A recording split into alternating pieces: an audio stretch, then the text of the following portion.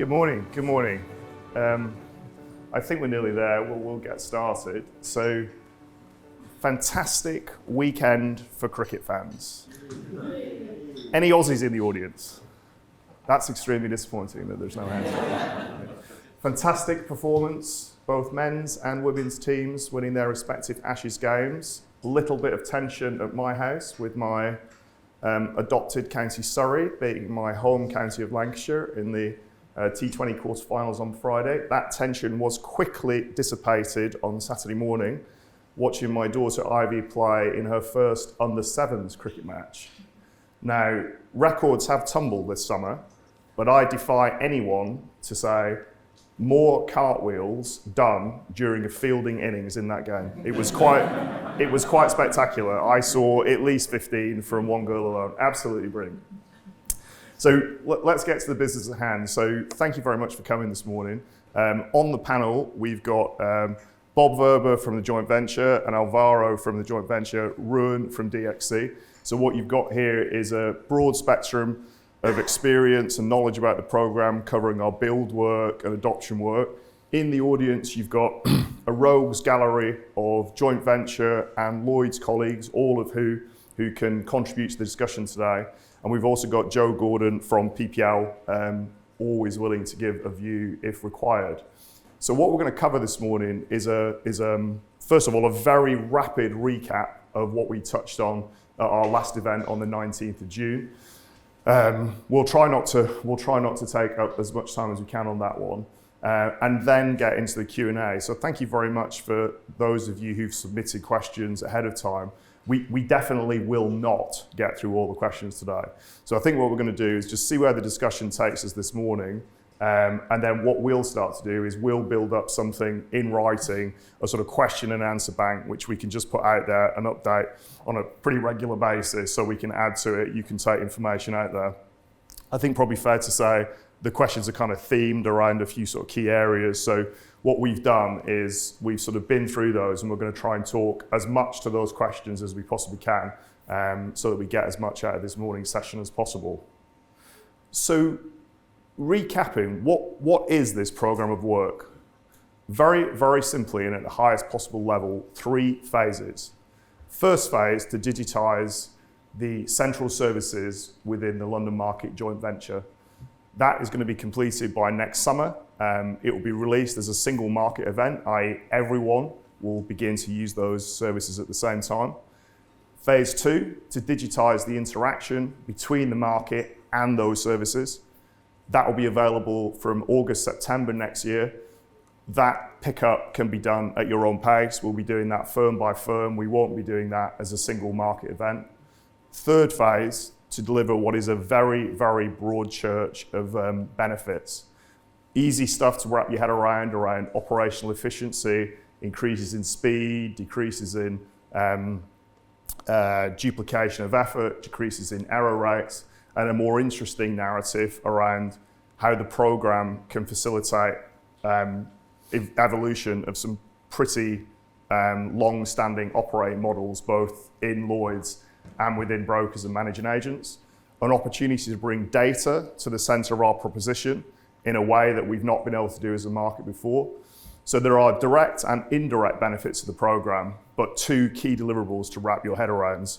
Phase 1 digital, launch of those market services within the JV. Phase 2 digital, interaction of your firms with those services. At the highest level, that is the program. We're doing okay. The program is running pretty well. This is my 8th week, so I'm still sort of glad handing and meeting people and learning different things every day. I can tell you the complexity is mind-boggling, absolutely mind-boggling. I'd say in my own personal experience, I've probably done some things that are of a similar scale, but the complexity in here is really, really deep. Whatever you think about complexity, I certainly had a view when I was sitting in your seat. It's much, much deeper than that.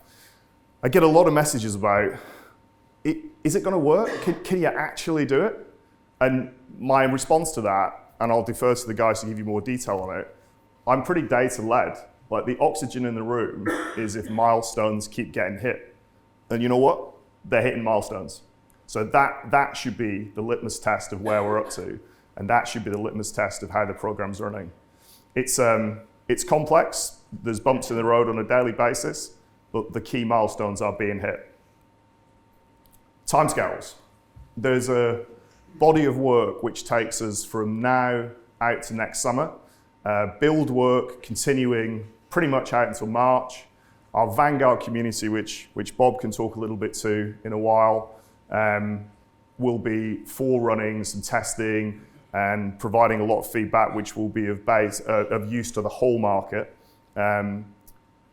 The testing and training and launch parts of our plan, we're really bringing to life right now. So I'd probably say one of the key messages today is that up to more or less now, the programs have been very much about build. The program has been very much about we've got a lot of software, a lot of digital functionality produced. I think where we're at right now is there's no change in focus on that build activity, but the adoption is now on an equal footing, and the program has got sort of two sort of very clear and very important objectives. One around the successful completion of build, which continues to be a very, very large body of work to be done, and the secondly around the preparation and successful execution of the adoption. So I will hand over to Alvaro and Ruan to sort of take you through a very quick summary of some of the items that they touched on the 19th. Key message for me for today. Everyone in the room has been involved in a whole host of discussions about Blueprint 2, be them sort of very, very early stages, the art of the possible, how we have developed the thinking, how we've arrived at where we're at. And my sense is that there is a huge amount of support and a huge amount of excitement about what the program delivers. But there is also a slightly uncomfortable truth. The program has always been in the long grass. So it's always been something that, oh yes, this is fantastic. Oh yes, couldn't we do this? We should do that. This program is here now. Everyone in the room needs to give consideration to your phase 1 adoption. What does that mean at your firm? That will be something that you will be pulling the trigger on pretty shortly, and that's an event that as a market we'll be collaborating to deliver only next summer.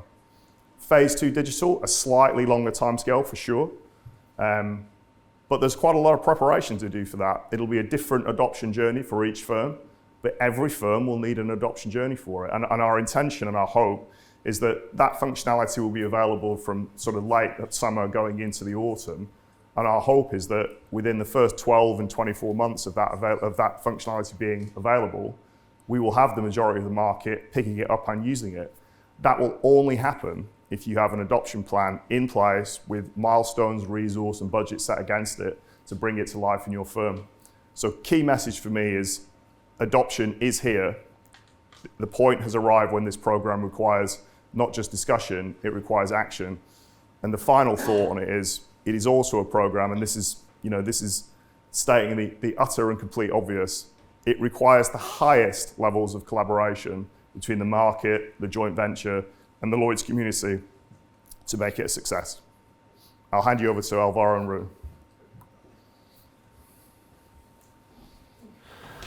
A couple of key points mentioned there by Matt, which we just want to reinforce again, and that is that from a build perspective, we're on track, we're delivering to date, we've hit milestones that we committed to, and we'll continue to do so going forward. Part that scares me, as Matt mentioned, we always thought it's in the long grass, and it's in the future. It's not in the future anymore, it's there now, and the reason it's there now is we're 9 months away from being build complete.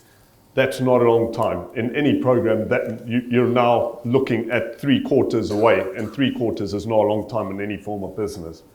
So what are we doing over the next couple of quarters? So the first thing we're doing is we're finishing the build, as mentioned. They'll finish end of March, and we'll go into a testing cycle. But prior to going into that testing cycle, we will be testing with the market, and the more testing we can do with the market, the more we de-risk the program. And that's what Vanguard is all about, and we'll discuss Vanguard in a bit more detail later and accept any questions on it. Once we build complete, we will continue to do Vanguard testing, but we'll also then go into self-service testing, where anyone in the market can come and test that their EDIs still work the way they expect them to work while they're pointing at the new services. We'll also do operational readiness, make sure that we're ready to run that service going forward between April and June. The one thing to point out on this slide is we talk about end of March or beginning of April, and then when you look at June, that's not the beginning of June, that's the end of June. We'll start looking to update the deck that actually reflects actual days, because we are in that type of time frame now. So once we get to June, we go to in-service with phase 1. We then have another 3-month period where we look to bed that in and get ready to put phase 2 digital into production. While we're doing all of this, across the bottom there is we will be doing our full transformation governance also at the same time. And that is us just making sure we're ready to deliver a quality service to the market when the time's there. I'm going to hand over to Alvaro now just to walk us through a couple of the benefits of what we're doing. That's good. Repeat some of the highlights of our 19th event, but at the same time, I'll answer some of the questions that we have gotten since then to see if we can dispel some of the myths of the testing and the deployment approach. So first, on the benefits. I won't go through all of them, but one of the most important bits of the benefits of phase 1, that's available in phase 1, is that you will be in a new digital platform. That means that your premiums and claims will now be on the cloud. They won't go through the mainframe. That means that, for example, parallel UCRs, for those that are claim practitioners, those are gone. End-of-day batches are gone. In today's world, in the mainframe, when a technician finishes their work during the day, that work doesn't get signed and settled until the end of the day. There's a mainframe batch that closes all the systems. And then you get your notifications and your messages next day. In the new digital platform, this will be live. That means that as soon as a premium or a claim is finished, then that means that the system of record is signed and settled at the same time. It's right there live. That's very important. That's a very big change, even for phase 1. So still operating the same way that you do today, that is a huge benefit of the new digital platform. Of course, the new digital platform is cloud-based, so that means that there is more resilient disaster recovery. All of this is much better than in a traditional mainframe, but those are, I know that most modern systems that you have the same benefits. Let me go again through the step-by-step on what does phase 1 mean to customers. So again, first step is you will be working, or your transactions will happen on the new digital platform. The second part, and I'll make a little hiatus here, is that bespoke EDIs, specifically, or bespoke heritage solutions, are now decommissioned. Let me make a hiatus here. The original plan and the original vision of the program has always been to modernize the whole market. One of the ways that we can modernize the whole market, led by the Data Council, is single standards for the whole market. So we can operate, talk to in the same way brokers, carriers, and the joint venture, and we can have a platform that can be upgraded in shorter cycles. EDI messages, for those of you that know them, are the way that the market has operated in the last 20 odd years, are end-of-day messages that you get for your claims, for your premiums, your signing, your settlements, everything. You get it as a very old type of mainframe message. There's about 40 different types of EDI messages, some for Lloyd's, some for company market, some that are mixed. At the beginning of the program, bespoke solutions for EDI messages were out of scope. That means that EDI messages that had specific customizations for individual customers were out of scope. In the last few months, we have put a team to go back into that decision, because there are some bespoke EDI messages that are actually used by many customers. One such example is Accord for All, that is used by 28 carriers, for example. So, in the last few weeks, we have identified a subset of our customizations of EDI messages that are good candidates to actually bring into scope of the program to help our customers make our phase 1 adoption much easier. Very important, not all bespoke EDI messages will be included. And to put a little bit into context, and we can go a little bit deeper into later on in the questions, bespoke EDI messages, some of them are quite banal, the customization. So for example, some of them are just renaming the file. So it's exactly the same file, however, the name is a little bit different. Some of them, the file fields are truncated from 256 fields to 80 fields. Some of them are padded, so we put spaces. Some of them are actually changes in the format. So there are several layers, and it gets quite complicated very often. We will publish, so we are at the moment pricing how much these bespoke EDI messages we can bring into the contract. We're pricing that. And we will publish and we will discuss with all customers that list in August. At the same time, the engagement team, and Marek is leading here the charge, is we're going to communicate to each individual customer if they are on a pure EDI or they are on a bespoke EDI. So at least they know how big the change they have to do to adopt phase one services. Sorry for that slightly long hiatus, but that's a conversation that I'm sure will be more visible in the questions. The next step is portals. All portals will change except the IMR. The IMR is the only one that stays. Casablanca, IPC screens, ECF portals. We have account inquiry. We have there's like 7 or 8 portals that your operations team use in some way or another, either to process a claim, to delink a premium, to release a settlement. You use it for several things. All portals will change, all of them. The portals will become much easier to work with. So they have a new design, they're more reactive. Actually, you can use them in an iPad, they're all more modern. However, the same functionality that they have today, so if you can agree a claim on the CAS screen, so the claim agreement screens, you will still be able to agree the claim just in a new portal, in a new design. But that does mean that whatever operations team you have, either onshore or offshore, they will need to be retrained to use the portals. It would be easier, so much better, but they will be to retrained. Messaging largely remains as it is. So today, all participants communicate to the core either via portals or messaging. In messaging, you communicate to us via EDIs, CWTs, writebacks, DRIs, and EBOT and ECOT. Messaging as it stands, the packages of those messages, the way you communicate to us will remain largely as it is. There's some small changes in the references, for example, in the mainframe references and sequences, they will have to restart, but the mainframe, the messages remain as they are. Very important is now your gateway, the way you communicate to the core changes. Today you use a collection of gateways. For those of you that know, it's XAG and XDH and XSH.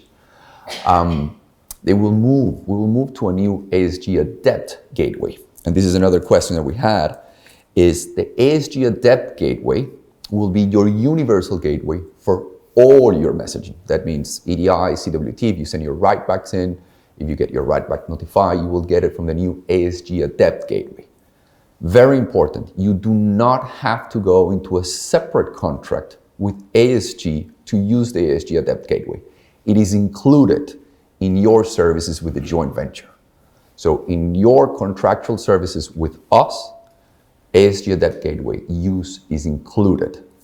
The reason why I clarify this is ASG sells their Adept product standalone. So you can use it for other parts of the business that are non-bureau or for your own software. You do not need to pay anything extra for the ASG Adept gateway. That is included in your premium and your claim transaction price with the joint venture. They're just a third party within the core for core services. Sounds good? Lastly, in phase one, the JV will process transactions, so premiums and claims as we do today. Of course, again, in new portals, live, not waiting for the end of day batch, so a lot better, but it would be largely the same process. And finally, the outputs that you will receive will be in those messaging types and formats that we discussed. For phase two, what changes for phase two? So the first thing is that remember that phase one continues while phase two functionality is available. So that means that this is an additive process. It's not that phase one stops and then phase two starts. In phase two, you will have CDR. So now if you adopt the CDR and you have a CDR-enabled placement platform or your own placement platform where you can send CDRs to the system. So now you can send CDRs. And then we will also enable the full EBOT and ECOT functionality. As you might know, today the eBot and eCode functionality that we have available for our customers is just for the broker side. So the carrier side does not have that today. From phase 2 onwards, all carriers will be able to use full eBot and eCode functionality. Of course, having the CDR and eBot and eCode functionality, that is what we classified as fully digital, as a full digital transaction. So now you have the full digital data payload. That means that now our teams in the joint venture we can automate as many processes as we can, and also your outputs will be more data rich. Lastly, a part that has not been yet finalized, but it will have a sunset date, is that at some point in the future, old messaging standards such as EDI, CWT, they will stop, because from phase 2 onwards, even though it is at your own pace that you want to move, we have to put a sunset date so we can move the whole market to the new digital standards. Sounds good? So I'll give it to Matt and Bob now for adoption. Yeah. Thanks, Alvaro. Okay, so just picking up several of the points that Alvaro made, and just going back to a couple of things that I said initially. So 3 stages to the program. Stage 1, digitize the services within the JV, happening June next year. Stage 2, digitize your interaction with those services, available from August, September next year. Stage 3, realize a sort of very broad church of benefits. So stage 3, when a broker or a managing agent has successfully picked up the phase of adoption, at that point, they'll have end-to-end digital trading with Lloyds, with the benefit of a structured data standard in the CDR, and the benefit of a clear roles and responsibilities view with the PRR work that has been completed and is sort of in discussion in the market. That is the goal that we are aiming towards. Phase 1 digital is a slight variation to some of the narrative that have been talked about, but it's not a change of direction. So the phase 1 digital is essentially just an evolution of what was previously called transitionary services. It has to be done as a single market event. Everyone needs to transition over to it at the same time. As Alvaro has just articulated, there are 2 considerations for that. Portals, messaging. The messaging changes are primarily around origination and destination of messaging, and portals are essentially, we are sunsetting, there's actually a pretty extensive list of things that get sunsetting. I've been in the market for 20 odd years. I think I got to knowing or even heard of 14 of the list of about 100, so a little quiz on market knowledge on how many of those that you can pick out. But some of those are tools that are used every day, and probably ECF is the easiest one I would call out. So what the ICOS portal will replace is existing functionality and wrapped into something which is more modern, a better user experience, and provides some capabilities I think that we don't have today. But it is a change. So everyone who touches that tool will need to know how it operates. I see that as a positive. You can look at standard operating procedures in your middle and back office. You can look at efficiency gains in the way things are done. Anyone who's got outsourced or offshored services will need to give consideration to the new tool sets and how things push forward. Broadly, I think in phase 1 adoption, there are 3 areas of considerations. You've obviously got tech. Alvaro touched on some of the specifics of that. It is not a particularly long list from a technology perspective for phase 1 digital, but you do need to understand EDI specs. You do need to be working with your vendors to make sure that you're ready for that. From a process perspective, and I do think this is the longest pole in the tent, who uses the tools which are going to be updated and replaced by the portals we'll bring to it? Everyone who's got, I'll just use the sort of outsourced example. Anyone who's got operations in India or in a nearshore operation center will be extremely well versed in changing the way those individuals and teams work. Vendor changes, new products, system changes, adaptations to a regular perspective. This is daily fare for those groups. So it's more of the same of work that you've done many, many times before and have delivered successfully. but there will be changes to processes. Personally, I view that as an opportunity to optimize processes, but the tools and the functionality which you've got today will change and require process change. And then finally, the people element of that. Of course, there'll be an element of automation with a capital A and with a small a, but there'll also be a very large element of manual and people interface with these tools. So those individuals will need to be trained, those individuals need to understand if there's changes to their roles. But taking a step back, those are the three areas for Phase 1 Digital. So if we just sort of look at the program in terms of adoption activity over the next, say, 12 and 18 months, our Phase 1 Digital deadline of June next year, we will be supplying training support for that. We will be supplying testing support for that. It's difficult to say what that will mean for your firm. There will be smaller firms in the audience and in the market who will probably just defer to a vendor and say, hey, those guys are happy, we're happy. There'll be other firms in the market who say, right, we've probably got a community of 150 claims colleagues, 250 people in India. All of those people need to be impacted in some way, shape or form. We need to make sure we wrap around that and do a strong piece of work on it. There'll be an element of providing your requisite risk and executive committees with the assurance that this market change will work for you. So we will help you with those. We'll be providing a very high level of support on testing and training. And then when we get to the actual launch adoption plan, as you could well imagine, when you're doing this type of stuff, there'll be a whole army of resource on our side working on the technical elements of how that launch goes and how the cutover goes. Phase 2 digital, so slightly longer down the line, but let's not forget, because I think that's probably and arguably where the most value gets created for you guys in the market. We had Sheila Cameron and several guests from the market, Clyde Bernstein from Aon, Kate Markham from Hiscox, who hosted a discussion on the 19th of July talking about preparation for Phase 2. MRC usage from September, October of this year, validating what your API capability and strategy is going to be, looking at your current data sets and ensuring that you are Accord compliant.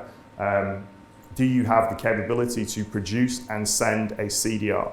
So those are the activities right now which will be not used at Phase 1 Digital. Those are things for a later date. But there's a body of work to complete both for Phase 1 and for Phase 2.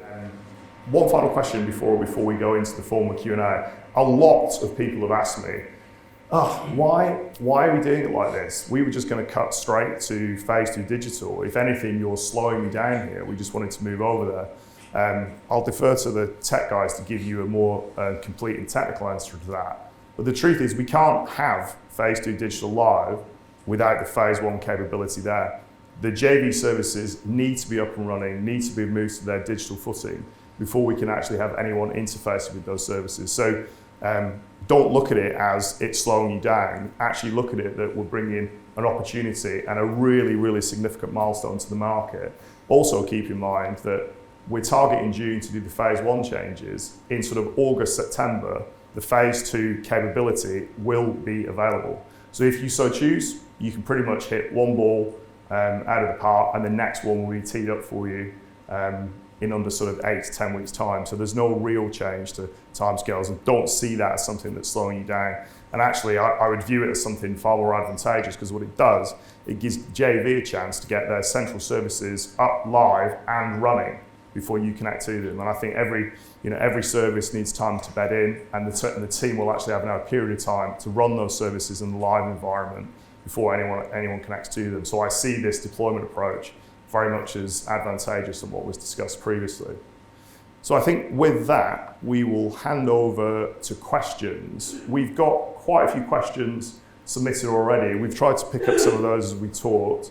I think what we'll do is some of our engagement partners may feed some questions in, depending on where the discussion is.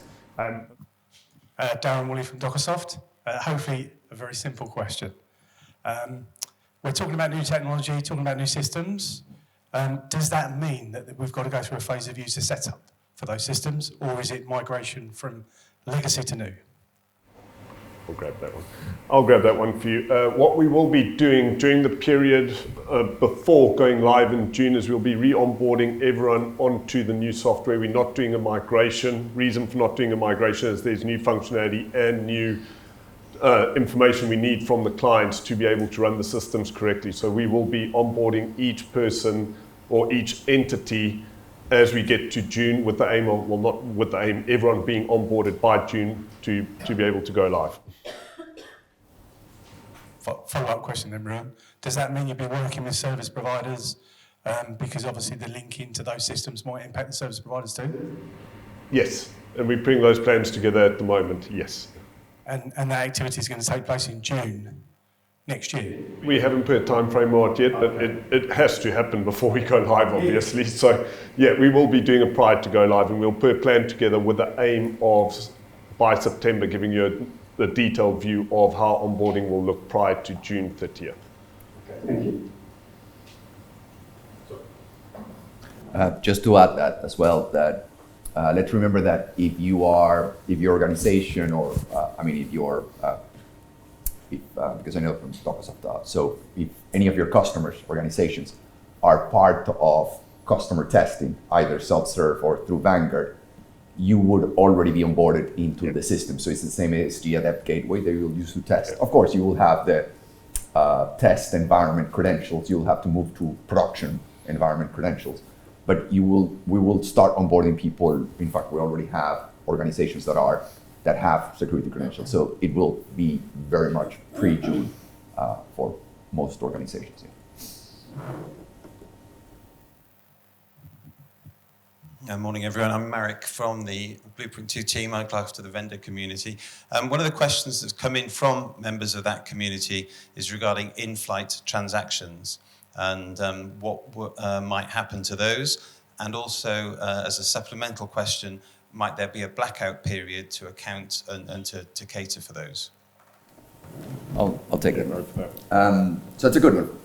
We have the cutover period. There is some types of transactions that have a very easy cutover. So first, the new platform has something called reachback functionality. That means that if in the new platform, in the new cloud digital platform, I receive an additional premium, and the original premium was written in the mainframe, the new platform can come to Leads or Posh and actually fetch the data and bring it to the cloud. So it's almost like a point fetch and pull migration, right, for a signal. Some transactions like that one will be done automatically. So that means that if I receive an additional premium or reinstatement premium in the future, immediately the system will pull the original premium and will bring it to the cloud, and now your transaction will live in the cloud. However, some transactions are a little bit more hairy. Lerma claims, those are harder. For those of you that know, the Lerma market works on each individual carrier agrees the claim on their own. Actually, the lead notifies so in-flight claims need to be, there's a migration exercise for some of those Lerma in-flight claims. So now carriers can actually agree the claim in the new digital system because class, Leads, and Posh and the main systems will be off limits for customers. So now Lerma customers will have to agree a claim that was the FNL or the claim movement was submitted in the mainframe. So that question has several layers. We're in the cutover, we're making a cutover plan, and there will be a different answer for each type of transaction. Hi, James Simpson from Travellers. In terms of just supporting that change impact assessment, will be anywhere we get given the full list of services impacted by phase one, the legacy services that are moving over to digital, so we can identify where the impacts are in our middle and back office? Absolutely, you will. I think if it hasn't been pushed out already, it will be very quickly.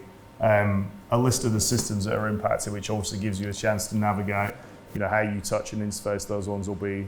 I actually thought that was out there already. If not, it will be following very quickly this session. Thank you, Peter Houston, Joint Venture. A lot of customers saw the presentation on the 19th and saw Vanguard. Previously, there was talk around Vanguard doing the digital state. Has that changed because of the change in deployment plan, i.e., are they testing digital phase 1 as well as the EBOT and ECOP? So they will be. They'll be testing all those elements, and they'll be testing phase 1, I believe, in beginning of March through June. So that'll be done by the time we actually cut over to phase 1. So that's for all EDIs, EBOT, ECOP, all those Correct. message types. Yep. Great. Hi, I'm Alison Stiles from Zurich. I have two questions actually, and they're both a bit cost related. So you said that you'll be providing full support for the testing next year in June, a high level support. Is there a cost for that? And my second question is, the whole benefit to the community is obviously cheaper, faster processing. The cheaper coming when everybody moves to that full phase digital was kind of the original plan. But seeing as there's a lot of benefits to the shared services from this digital phase 1 being a big bang moment now, when will the cost reduction come in? Will that now be earlier as well?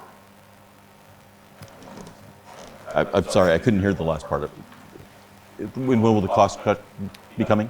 Will it Cost be reduction coming? sooner now that there are a lot of benefits in phase 1 with sunsetting of systems and some automation? So before there was never a big bang, so it was hard to pinpoint when those commercials would change. But if this is now a big bang, which it kind of is, then actually do we see some of that earlier?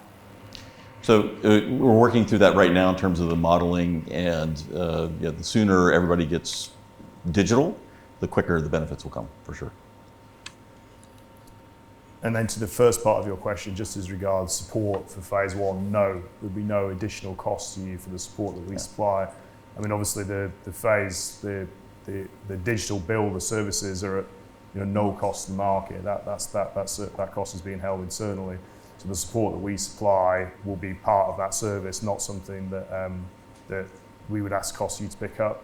That being said, I expect every firm will need to spend some money to ensure that phase 1 digital is successful within your firm and whatever that means for your adoption.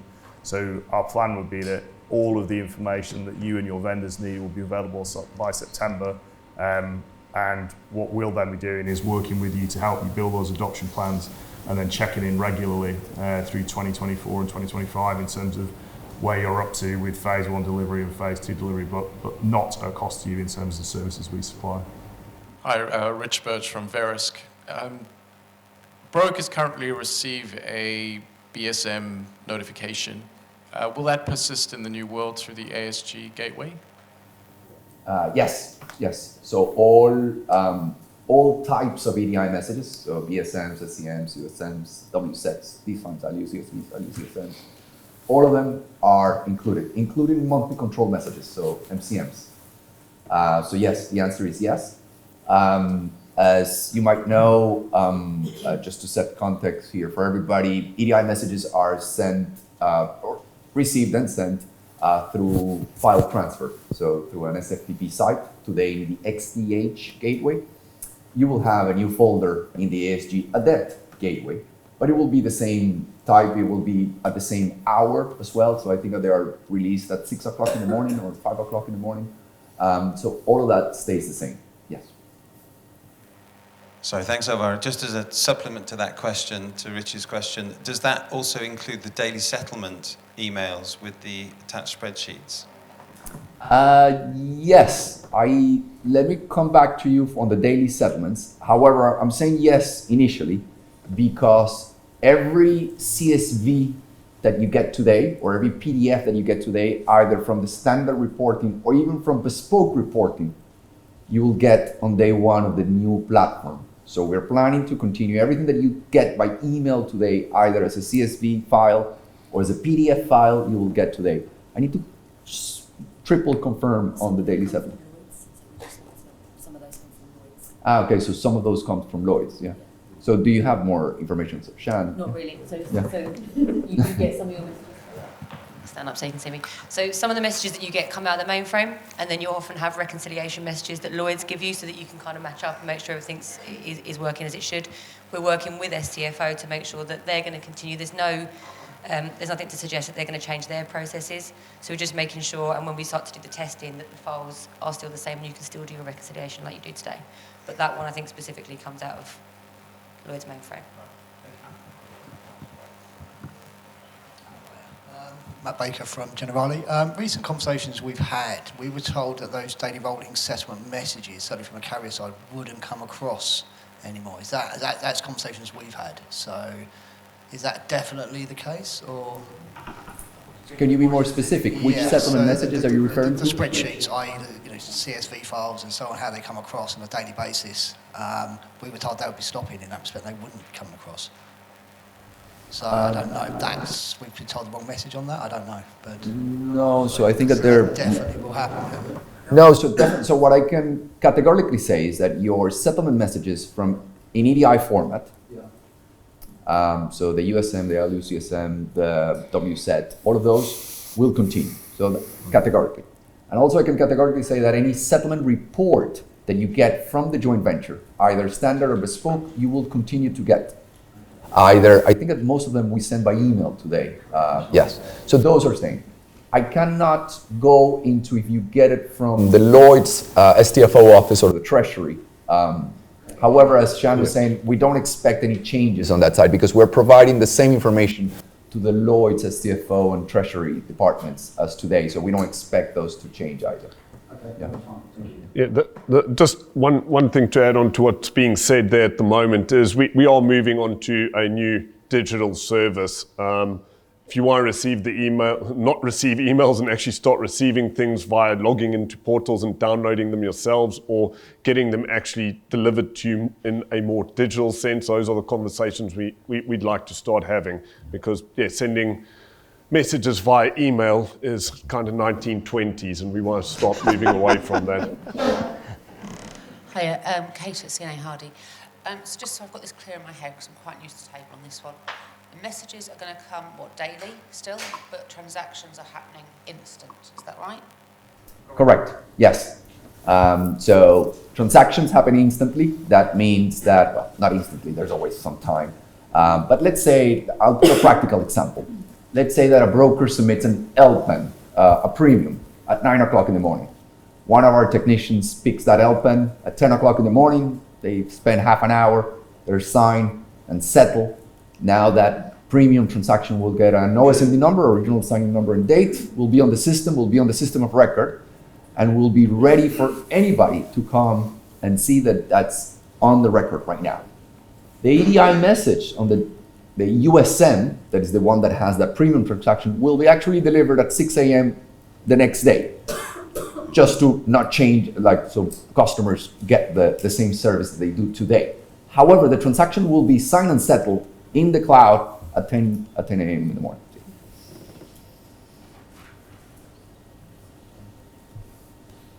That does mean that when you move to phase 2, and this is where the major digital benefits come in, now you're fully live. Now you don't have to wait for 6 a.m. to receive your signing and settlement message and to reconcile your systems.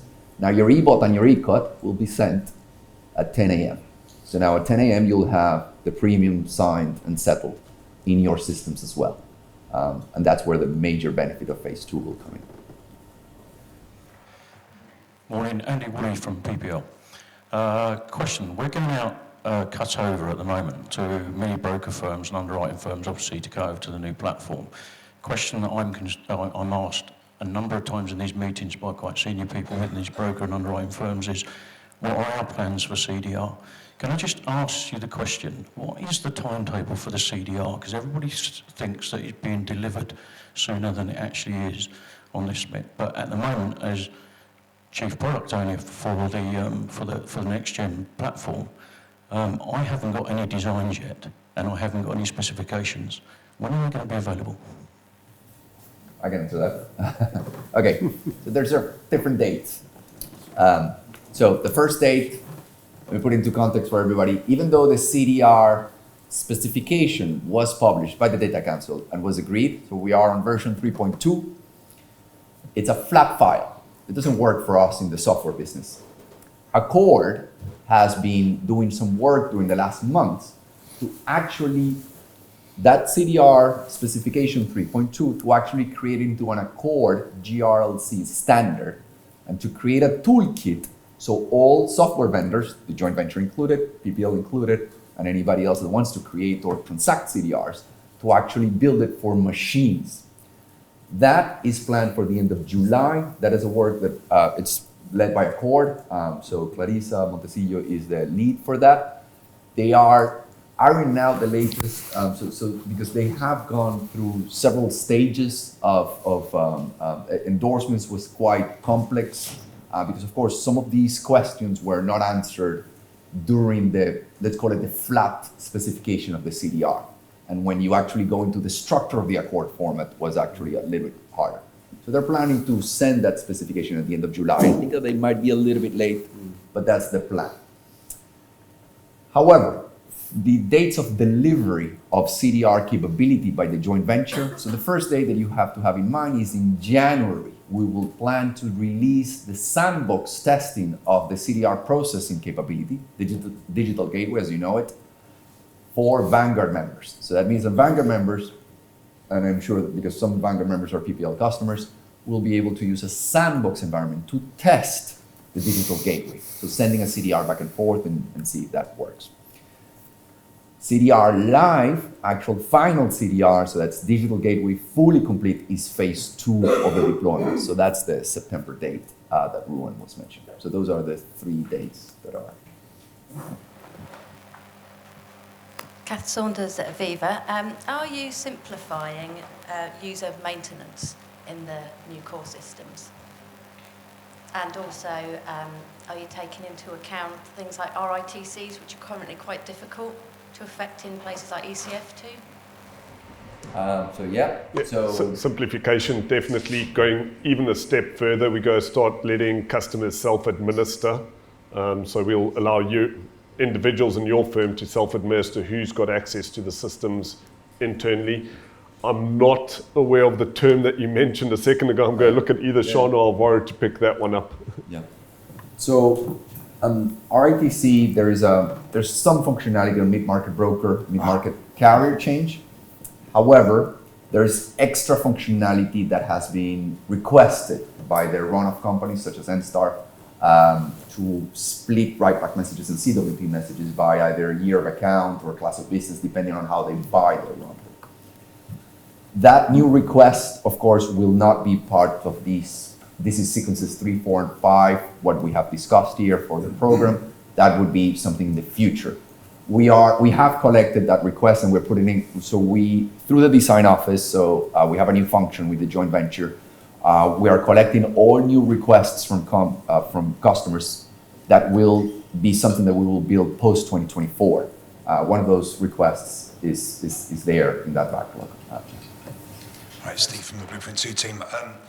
I'm working with Janine Powell at the LMA, who is either the facilitator, or at least close to the LMA legacy user group at the LMA. So a number of carriers are on that, Enstar, IQ, Probitas, I think as well. A number of carriers on that anyway. We're getting a list of requirements together from that group, which will feed through to Alvaro through the design office. So that will then feed the next set of work to do with loss portfolio transfers. Thanks. Hi, Rich Birch from Verisk again. Following on the question about CDR just now, Alvaro, when the sandbox is to be stood up in January, will that be accepting the CDR or Accord's contract risk and pre-accounting message, or is that to be determined still? No, the Accord CRP, yes. Thank you. Just as someone mentioned it there, I'll ask a question of the team if I may. So the future and where we go post the actual launch of the platform. So imagine a world where we have phase 1 digital successfully launched the market using those services, all or the majority of the market integrating with those services. So what next? That I think is probably one of the things we talk about least, but it's probably one of the most interesting areas. So what the guys have built is at that point digital services which they can evolve in a way which is not available to us right now. They can evolve stuff programmatically using digital tech. So what we deliver on day one of the launch is not what will be there at day plus 365, year 2, year 3. There's a really, and I'll defer to the guys to give you some details on it, but there's a really big list already of ideas and enhancements and things we could do which are different. Obviously, you have to, to successfully deliver any large-scale digital program, there's got to be a lot of focus on scope. So we have to make sure that we deliver our phase 1. But from there, we will evolve those services and continue to evolve them. And that is not capability which we currently have in those central services. So when we talk about major advantages and major benefits, that's one that the exact details of it, to be confirmed. I'm sure there'll be, hundreds, if not thousands, of ideas of how we can evolve the services. But what we will be able to do is do that, and do that in a way that's digital, which we don't have right now. Yeah, I'll pick up on that one, because that's the part that really excites me about this program of work. Is there's a couple of analogies we can use here. We're laying the foundation right now, so the digital foundation's being laid right now. And if you compare that to another industry that's gone through something similar in the past couple of decades, is banking. Banking went to open banking standards a while ago. And what you saw is when they first released it, there wasn't a major shift. There wasn't a massive turnaround of events, but what you had is you had a foundation on which innovation and new ideas could actually start delivering off. And you look at what you can do today from a banking perspective, since they went truly open banking, everything integrates. You've got apps on your phone now where budgeting literally integrates straight into the bank, gets the transactions real time, and you can actually real time start monitoring things. That's where the excitement lies for me, is not day one. Day one is exciting, but the true excitement is, what do we do with that data once we actually now have it digital and we understand it? What insights can we provide you as the market on where to price risk, where to place risk? What's the nice trends coming up? Once we digital to that level, that's where I really see the excitement and where I see the real opportunity. Yeah.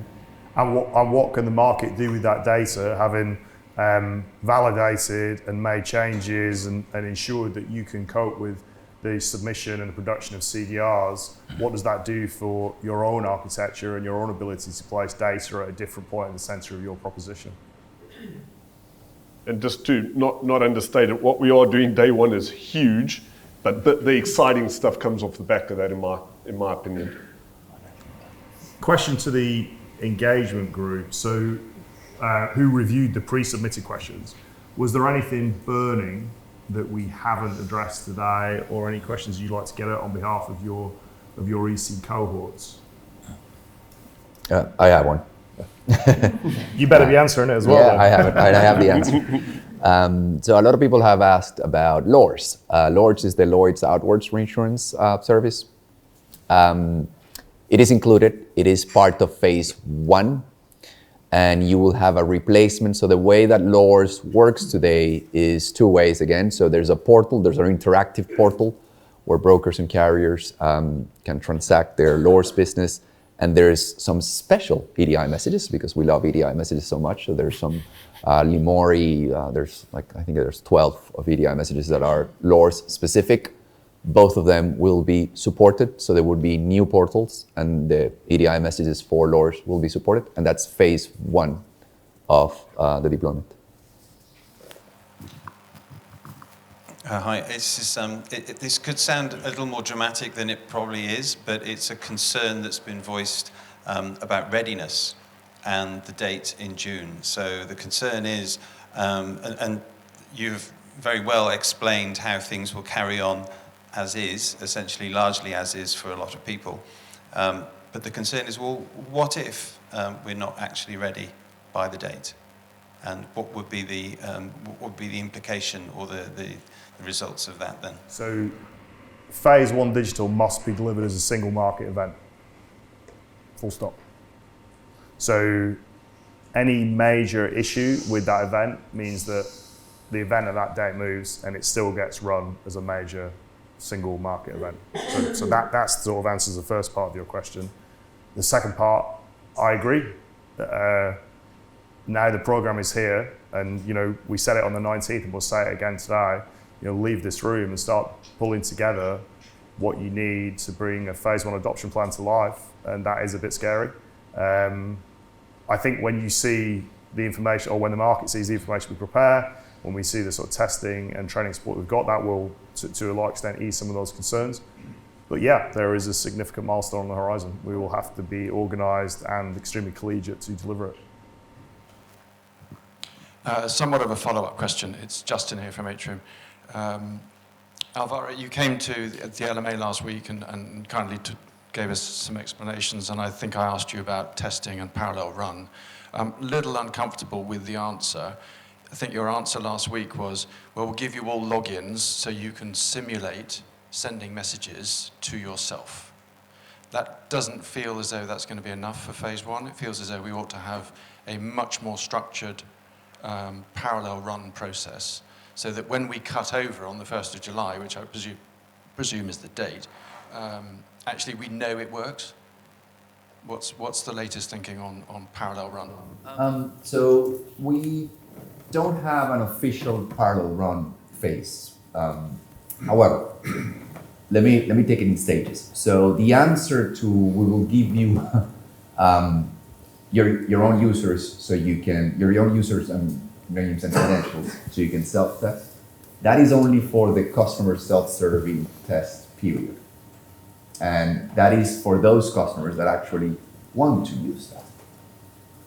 However, we have, most of our effort will be on the Vanguard coordinated testing. And that's where we will test, because we test the platform at various levels. So first we do the development testing, then we do UAT inside the joint venture, so that's user acceptance testing.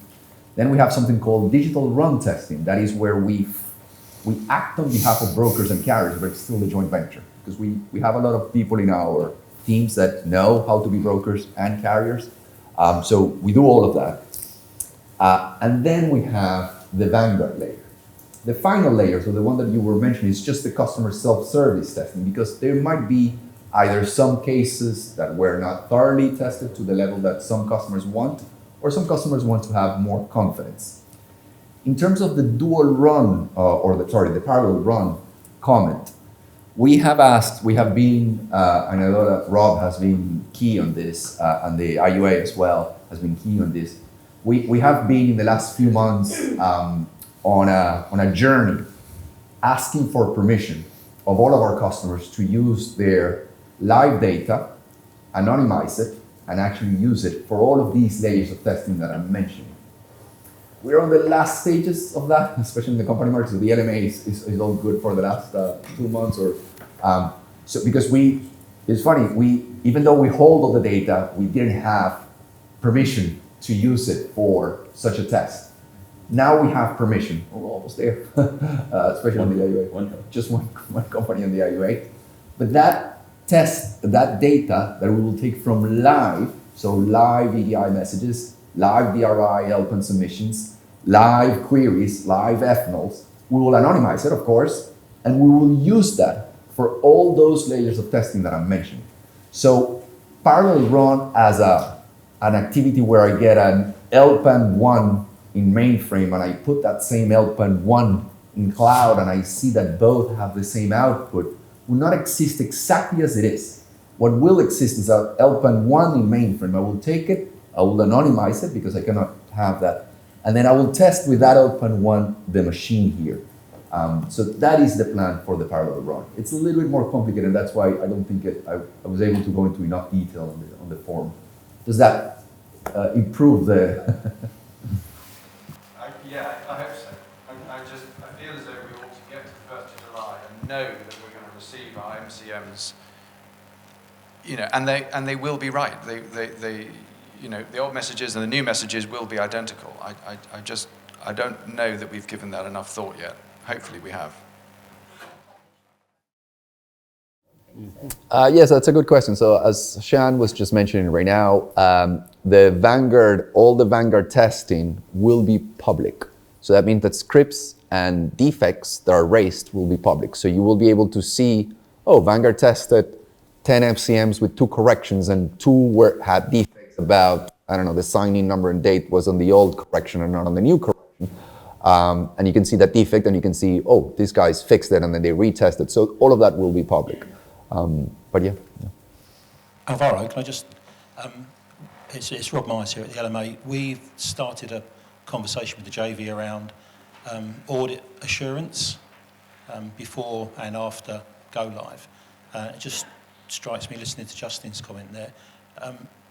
Given we're talking about financial transaction processing, it would be really helpful if there's an audit opinion available that says 1 + 1 = 2 on the old systems and 1 + 1 = 2 on the new systems, and to use that to evidence the thoroughness and the robustness of the testing the JV's done for itself.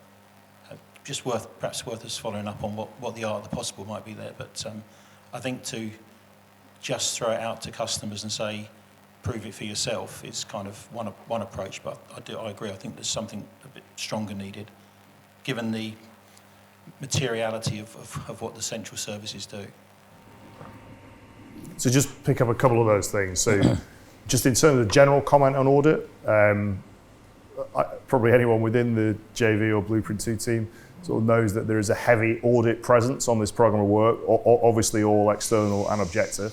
And then just your point about sort of throwing it out to the customer testing, really important that we position that as one layer of the available testing, not the layer of all the testing, Robin. I think that's just kind of one part of all of the testing that comes together to give that assurance. But ultimately, there'll be a version of every firm going to their own risk committees, their own ops execs, their own core execs, and saying, yeah, we're comfortable that we're ready to go with this and it'll work. Sorry, I jumped in there. Sorry, I'm Chris Barter from Axis. My question isn't around testing or audit, so if someone else has got a follow-up question, they can go ahead of me. But my question is around benefits. So when we hit phase 2, is there an intended benefit to carriers who have moved over to digital over those that are on legacy? So will there be a difference in charging structure, potentially? When will we know what the differences may be? So we're working through the principles and the modeling right now. The pricing will probably start to be distributed in the fall, so you can actually see it, and there'll definitely be a step change for those who adopt quicker and sooner so that they can realize the benefits ahead of time. And hopefully encourage others to move as well. Just a quick plug for Vanguard. So it's definitely not a them and you kind of option here. If you're not involved in Vanguard and you'd like to be involved in Vanguard, it's still open for people to come and play. So do speak to Bob, speak to Ray, who's going to stick his hand up now. Ray Johnston. Speak to your engagement partner, come and see me or whomever. It's not too late to participate, and then you can get early sight of the testing, the connectivity, and start to reap the benefits early. Thank you. It wasn't a question, just a plug. Yeah, mine's not a question either. It's just you talked about Vanguard earlier in the presentation. It was mentioned again on the 19th of June, not 19th of July. Did I say July? Sorry. Yeah, you said July. It was mentioned on the 19th of June. I don't know how much people know about Vanguard and who's in it, but I thought you said you was going to pick up later on. Is this the right time to talk about Vanguard? So we've got, let's see, when we did the 19th, we had almost 24 members in Vanguard. We've now had another 8 to 10 companies or so follow up with us who want to join. It's companies who I would say for the most part are really forward-leaning and already have transformation programs underway, budgets, commitments, willing to commit time and effort with us, because it will take time and effort to go through the work that we're doing. We've got a sort of a good mix of brokers, carriers, diverse lines of business, all at different stages of the journey. Right now, I don't know if we have the full list here, but we can put that back up if need be. But I can follow that up with you and whoever else. We can make sure that gets distributed to everybody here so that they can see the full list of people that are involved. Hope that answers part. Yeah, it does. It's the remit of Vanguard. So have they got a remit to sign off on behalf of the market from their perspective? What is their remit? So how would I say it? I think the idea is not so much that they have a remit, so much as they can give the market confidence. That once they've gone through the process, done all the testing, that there's confidence that they probably have covered most, if not all, the things that need to be assessed. I think somebody did bring up at the June 19th meeting, well, what about smaller players? There was also a question about how can we widen it in terms of the reinsurance community and specifically reinsurance brokers. And so that's actually something that's happened since then. We've had a couple more in that community come along that want to be part of the journey as well. Hi everyone, it's Matt Potter, Zurich Insurance. It's on this subject of Vanguard. So I guess I'm interested in, from what I've understood, there's drops where there's different carriers being involved and different people doing the testing. What contingency is in place in the event that any of the people being involved can't meet the test timelines? Because there appears to be these specific drops of testing. I don't know who can answer that one. Ray, if you want to pick that one up? Ray's doing the heavy lifting with his team. He can do that. Hello everybody, I'm Ray Johnston running the Vanguard program. The timelines are between the Vanguard program and each of the carriers and brokers. So if you miss your dates, we'll all think very badly of you, but then we'll reorganise them. The Vanguard remit is absolutely about the testing, but it is also about informing people about what these changes will mean to you and helping you go through your architectural decisions, your training and your design. So if there is any change in timetable, it hopefully won't be a surprise to your project team or indeed the project teams that we put forward to support Vanguard members in doing the testing. I would just say on that as well, my sense would be there is a 100% certainty that there will be issues in that process because that process is designed to find issues, right? So I think kind of that iterative nature of problem solve, problem redesign, or whatever we might have to do, I think that's considered in the end to end. I mean, it'd be absolutely fantastic if it just goes hop, skip, jump and everything goes perfect, but that's not my expectation. Yeah, and just again, adding on to that, the whole program's been designed to actually function in that manner. It's why we function in a scaled agile manner as we develop, test, learn, develop, test, learn, develop, test, learn. So we're permanently in that cycle. We're continuously testing as we go ahead. So if something shifts slightly, it's not going to be, in the Vanguard community, not going to be a major concern. It's about making sure that we've got the right players at the right time working together. That's going to be the tricky one, because if a broker and the carrier isn't communicating correctly or isn't ready at the right point in time, they can't put that transaction through. That's going to be the tricky part, not the actual testing. It's the organizing to make sure we can get a broker with 3 carriers at the right time to get the message through and send back. And final point on the subject, we've already done that testing and started doing that testing. First round of Vanguard finished just before we got to the June 19th event. So we are already starting to practice that and seeing how we need to coordinate people better to be able to have smoother testing. My question is also around the testing and really that final sign-off before it goes live. So kind of thinking outside of the Vanguard and the whole market testing. So for June next year, because if anyone in that value chain can't work with it or isn't ready, it will affect us all, doesn't it? So even if we as a firm are ready, if there's a broker not, what's the contingency plan for that, and how will you ensure that the whole market has tested and accepted that change ready for June? That's a great question. I mean, ultimately, the answer is that all market participants need to be coordinated to a place where they've got that assurance in place in the right timeline. I mean, from the support that we supply, we'll be trying to scoop up anyone who is struggling. We'll be trying to answer any questions that we've got. It sounds a bit of a cop-out, but my hope is that that will address where we get to. I think your real question is, if we get to the date and we feel like we can't go live, I think that's perhaps your real question. In the eventuality that there was a reason to start that go live, it has to be run as a market event, and there's no other way of putting that in. But it goes without saying, that we will be doing everything within our power to make sure that that doesn't happen. I mean, obviously, moving dates on any program of work is where you don't want to be. I mean, that I see that as the last option of all the things that we've got in our kit bag. I have a question. I see quite a few brokers in the room. So just forget Blueprint 2, forget the joint venture, forget all those things. Just thinking about your portfolios right now and the use of eBot and eCot. Do you use that at scale across your portfolio? Do you use it for part of your portfolio? If you've got offshore teams in India that run fiduciary or credit control or finance teams with a set of processes which considers that. So absolutely irrelevant of what we're doing on Blueprint 2.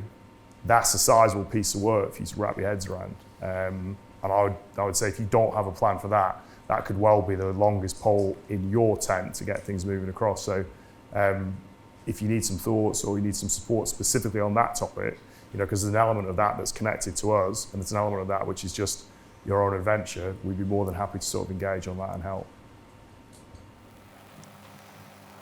Good morning, it's John Earl from Charles Taylor. I've got a couple of questions around the messaging and the gateway. In terms of security protocols, will the interaction with the ASG be different from what's in place in terms of certificates, etc., with the XAG? Yes. Yeah, the answer is yes. So it's upgraded. So if I remember correctly, XAG uses a PIC system to authenticate, and those tokens last for 6 months, if I remember correctly. ASG Adept Gateway is a lot more secure. So first of all, it's cloud-based, so it's AWS-based. And the authentication tokens, I won't go too much into the details here, but they are, it will be a different, not only different credentials, but different process to authenticate yourself to get into the gateway. So yes, I would say that that's not the biggest, but one of the most important changes for all of our customers, because everybody has to now connect to a new gateway. Yes. So when will those details be available? They are already available. They're not fully available for the whole platform, but ASG Adept is a live product. So the specifications and the manuals on how you can connect to it already exist. Of course, today it only works with eBot and eCot. In the future, it will work with WriteBack, CWT, EDIs, DRIs, and those, even though the authentication specifications will be the same, the way that the IP addresses for each of the channels will be very different, and the way you interact with that channel is very different. So we can send more information on how to navigate the ASG Adept manual of operation. It's also just touching on what Alvaro said there. It's one of the benefits we don't actually discuss much, and one that we should actually start discussing a bit more, is the security that we're going to be offering going forward compared to what we've got today. This is Fort Knox you're stepping into, and your de-risking of any data breach is immense with us moving on to the AWS platform going forward. So that security jump that we're taking is phenomenal, and everyone should embrace it because it's going to keep us safe. So I've got a couple of questions more specifically about WriteBack.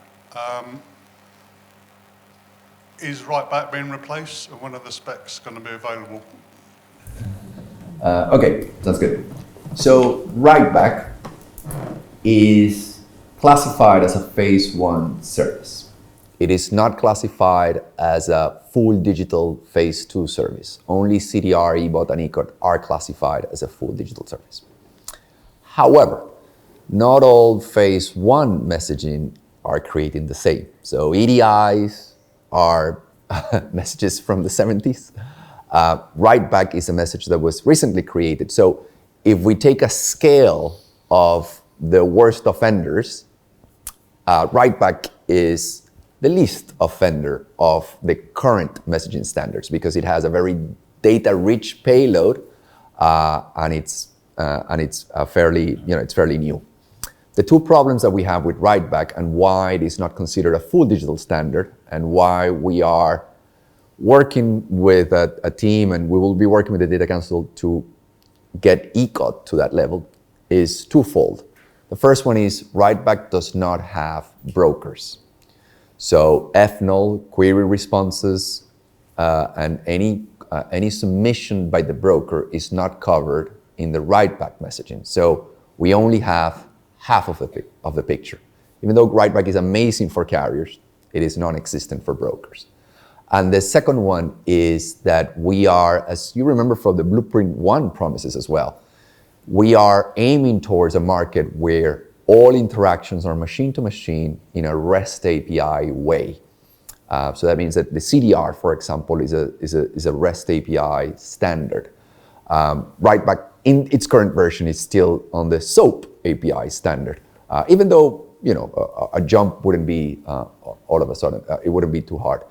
So back to your question, what is the next version of writeback? We don't have the answer yet. That could be maybe sequence 6 or 7. We expect writeback to stay for a little bit longer. And we in the joint venture, we're fans of writeback. So the ones that we want to burn to the ground are EDI messages and all their CWT as well, not writeback. Yeah. Sorry, again, one more question, again about writeback. I heard something quite scary earlier when you were talking about turning off the mainframe, message sequence numbers, referencing, all that's going to change. In terms of writeback, message sequence numbers are pretty integral, and a lot of the references as well. So if that's being changed, when are we going to know what's changing, how we can cope with what is changing? Because we're probably going to need quite a bit of time or lead time to get our houses in order regarding that. Do you have the date on when we're publishing writeback specifications? Not in my head. So we'll come back to you on the date where we will publish the new writeback. Let me put it this way. We always analyze any existing messaging to see what is the impact of the new platform. We started with EDI messages. We have yet to finalize writeback messages. We'll come back to you on the date. The reason why I mentioned sequence numbers and mainframe references was mainly for EDI messages. I don't think that writeback will have this problem. So EDI messages have a sequence number that is generated by the mainframe every day. So at 6 o'clock it's actually the end of day batch. It gives it a sequence and then the next one. And then your mainframes actually check that you had the previous sequence. And if you don't have one, then there's a reconciliation issue.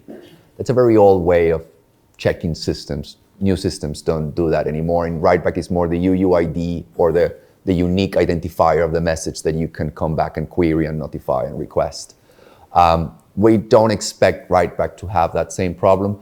Writeback does not depend too much on the end of day batches. It depends on different messages, references. But yes, it is something that we have still pending. Yeah, you might want to check that because there is a sequence number for each message that's carrier specific. So you probably need to find out where that's generated from. We'll definitely come back to you on that one, yeah. And just to add on to what Alvaro, or you mentioned, and wider referencing, we not, and Sean, correct me if I'm wrong here, I don't see any wider referencing changing. It's more the sequence numbers that we're looking at. The wider referencing, ISO currencies are ISO currencies, and they'll remain to be ISO currencies. We're not changing that. Any more? Final, we've got a few minutes if there's any more questions.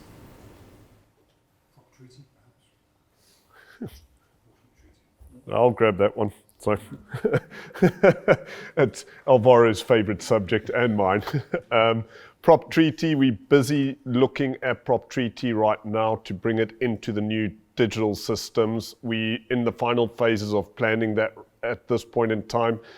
Internally, we'll be looking at the plans on that at the end of this month. So we'll actually have a plan internally that will need to go through internal governance at the end of the month with the aim of, when we chat to you guys in September, having concrete exactly where Prop Treaty sits. I have to emphasize the aim right now is for Prop Treaty to be released with phase 1. I need to look at the plans and see what that looks like and what the impact looks like on the overall program. However, the aim right now is that that will be released with phase 1, i.e. in June, because we can't actually go live without it. So, yeah. It's important to note, I'll set a little bit of context here. So for those of you who do not know the history, there's a prop treaty application that has been in the works for some time. It is separate from the main, or it was separate from the main transformation program, and unfortunately that project was not as successful as we wanted to be. So now we're bringing it into the new digital platform, and we're bringing it into our main transformation program. So it's now part of our works. However, in order to meet the deadline of finished coding by March, we will release in March a version of Prop Treaty that allows us to do phase 1 services. However, the main Prop Treaty application and the promises to the market, or the main benefits that the market wants, is EBOT and ECOT. Well, ECOT, only EBOT. ECOT, they don't use ECOT in treaties. That will not come in phase 1. And we're still planning to see if we can maybe bring it into phase 2, but that could be a phase 3 for treaties' new functionality. What we're working day and night is that we definitely want to have, or we will definitely have, a treaty solution for phase 1 day. Why? Because all customers, you guys receive EDI messages for all your transactions. You receive treaties, delegated authority, you receive open market premiums, you receive your line slips, bulking and non-bulking, so you receive settlements and messages and reporting for all your transactions, regardless of which application did it, treaties included. So we need to have a treaty solution for March. Yeah. Final call. Any last questions? My question is probably just about maturity of thinking across the programme. So there's work on premiums, there's work on claims, there's work on risk data. Is the maturity of thinking the same across all those 3 work streams? So I'm thinking next year when we do release 1, Vanguard, etc., around digital gateway, premiums, claims, is the process going to be the same for those 3 work streams, or is one working ahead of the other? Corrections might be somewhere down the way, but just a general rule of thumb. Yeah, so in terms of internal maturity, let's call it, claims, our claims squads have been a little bit ahead of the curve, ahead of premiums. Our risk squads have suffered greatly from the delays in the accord specification for the CDR, because of course we depend a lot on it. In fact, the Cyclus 5 was delayed because of this dependency. I would say that however, the plan is that at the end of our build, that it's in March, all of them go to the same level of maturity. So I would say that internally claims is the most mature one, but that's more of an internal comment, really. Yeah. And for transparency, I think if you had to put the question the other way, from most mature to least mature, the one that keeps me awake at night still at the moment is access to the data. So we need to get that access to the data on heritage, so we need to understand that.